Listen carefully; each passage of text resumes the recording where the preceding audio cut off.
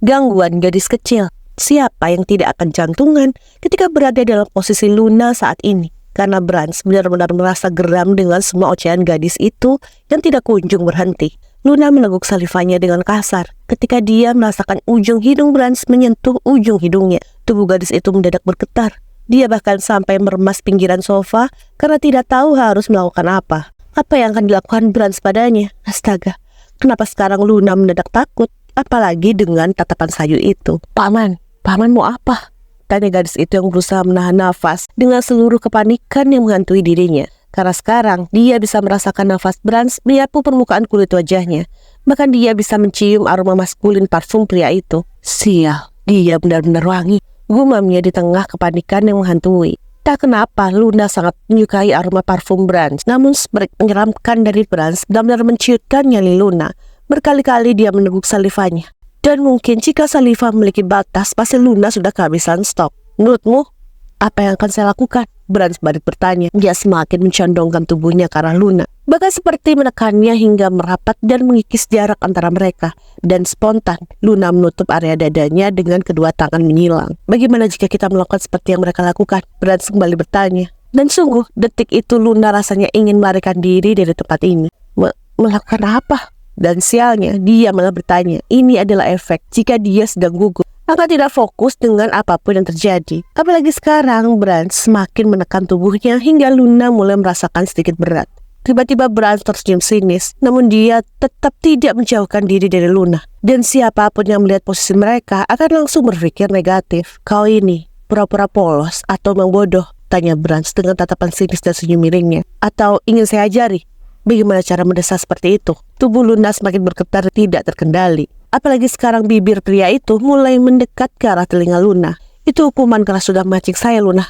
Bisik pria itu dengan pelat, tepat di samping telinga Luna. Sejak tadi, Brans sudah berusaha menahan dirinya, mencoba untuk mengabaikan suara aneh yang berasal dari dalam kamar. Tapi Luna menghancurkan semua pertahanannya. Dan Brans yakin gadis ini sengaja melakukan hal itu. Tidak mungkin otaknya sepolos itu. Apalagi di usianya yang sudah 22 tahun. Brans yakin Luna hanya berpura-pura. Gadis ini pasti seorang pemain yang handal. Jadi kau harus tanggung jawab, ucapnya dengan tegas. Namun detik kemudian Luna menggelengkan kepalanya dengan cepat. Bahkan Brans sampai menjauhkan wajahnya agar tidak terbentur dengan gadis itu. Aku tidak mau, Paman, jawab Luna dengan cepat. Aku tidak mau. Kali ini suaranya semakin keras sampai membuat Brans memilih untuk menjauh dari tubuhnya. Berdiri dengan tegak di depan Luna yang masih saja menggelengkan kepala dengan cepat. Dia tersenyum sinis melihat kebodohan gadis itu.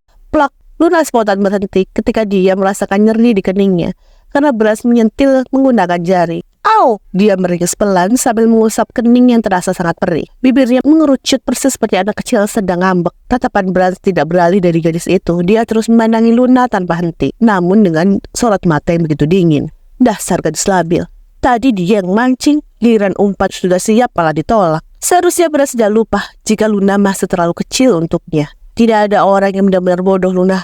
Yang ada orang pura-pura bodoh. Ucap Brans lalu berbalik dan kembali duduk di sofa untuk melanjutkan pekerjaan yang sempat tertunda. Sedangkan Luna tampak kebingungan dengan maksud pria itu. Dia tidak mengerti dan memilih untuk memandang Brans yang sudah tidak memperdulikannya. Siapa yang bodoh, Paman? Tanya Luna dengan polos.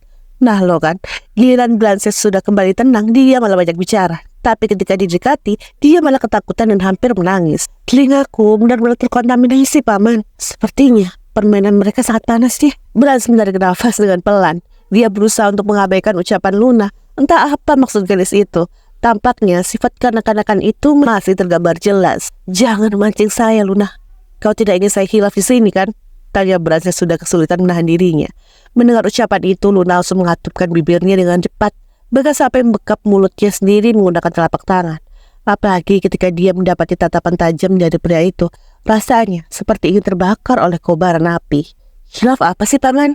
Gumamnya lalu memilih untuk menyibukkan diri dengan mengendarkan pandangan ke sekitar. Detik itu, Brans mengerutkan keningnya. Dia baru menyadari sesuatu, sebuah perintah yang dilanggar oleh Luna.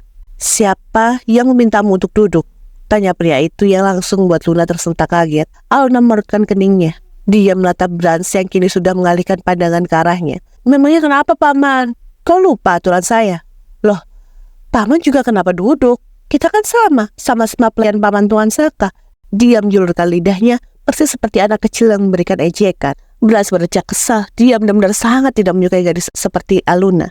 Dia menyukai seorang yang dewasa dan lembut. Biarkan saja Brans. Berurusan dengan gadis kecil itu hanya akan membuat kepalamu semakin pusing. Brans memperingatkan dirinya. Lebih baik menyibukkan diri dengan pekerjaan daripada mengurusi bocah kecil itu. Diam-diam, Luna memandangi Brans. Dia bakal sudah tidak fokus lagi dengan suara aneh-aneh di dalam kamar. Tampaknya pria yang duduk di seberang jauh lebih menarik dibanding apapun. Tampan Brans itu memang tampan ya, gumamnya dalam hati, dan tidak mengalihkan pandangan dari Brans sekalipun. Apalagi kalau sedang serius seperti ini, dia jadi tidak menyebalkan. Dia terkikik dalam hati karena Luna sudah mulai menyadari jika ternyata dia mengagumi Brans. Dan tanpa diketahui Luna, Brans menyadari hal itu, namun dia tetap bersikap tak acuh. Rasanya sangat malas menanggapi gadis berisik seperti Luna. Paman sudah punya kekasih? Tanya Luna dengan tiba-tiba, masih dengan senyum yang tidak pernah pudar dari bibirnya. Aku tebak, pasti kekasih paman setiap hari makan hati dengan kelakuan paman seperti ini. Gadis itu terkekeh terus mengutarakan pendapatnya. Ingin sekali rasanya dia membuat pria itu salah tingkah dengan cara memuji atau bahkan memojokkannya. Paman, kapan aku dapat upah? Brans mengerutkan keningnya. Dia menatap gadis itu yang kini sudah menunjukkan senyum terbaik miliknya. Upah? Tanya pria itu untuk menegaskan pertanyaan Luna. Dan dengan cepat dia menganggukkan kepala, diiringi senyum lebar di bibirnya. Aku sudah bekerja selama 2 hari, jadi sudah boleh kan mendapatkan upah? Brans menghela nafas dengan kesal. Dia benar-benar tidak tahu harus mengatakan apa sekarang. Dia minta upah, padahal baru saja mulai bekerja. Jika kau tidak bisa diam, saya akan benar-benar melemparmu keluar dari sini, Aluna. Ucap pria itu dengan sarkas. Dan tentu saja Luna langsung diam. Paman susah didekati, pagarnya tinggi, sungut Aluna dengan bibir yang mengerucut ke depan. Dia kesal dengan sikap dingin pria itu. Tiba-tiba Brans berdiri, dia meletakkan tabletnya di atas sofa dan pergi menuju dapur. Entah apa yang akan dilakukan oleh pria itu, tapi Luna terus memperhatikannya hingga pria itu kembali. Paman, ucapan Luna terhenti tepat saat dia merasakan sebuah kain menutup wajahnya yang baru saja dilempar oleh Brans. Gadis itu melepaskan kain yang melempar dari wajahnya, lalu melatap Brans yang berdiri tepat di hadapannya dengan tubuh menjulang tinggi. Paman, bersihkan kaca itu, tunjuknya ke arah kaca balkon. Daripada kau sibuk mengganggu saya, sambung pria itu dengan kesal, lalu kembali pada pekerjaannya. Tapi paman, diam dan kerjakan, daripada upahmu saya potong. Aluna mencebikkan bibirnya dengan kesal. Sungguh kali ini dia benar-benar ingin mencakar wajah pria itu. Tapi jika upahnya dipotong, tentu dia tidak akan bisa memperbaiki motornya yang sudah rusak. Dan tampaknya untuk sekarang Aluna memang tidak punya pilihan lain.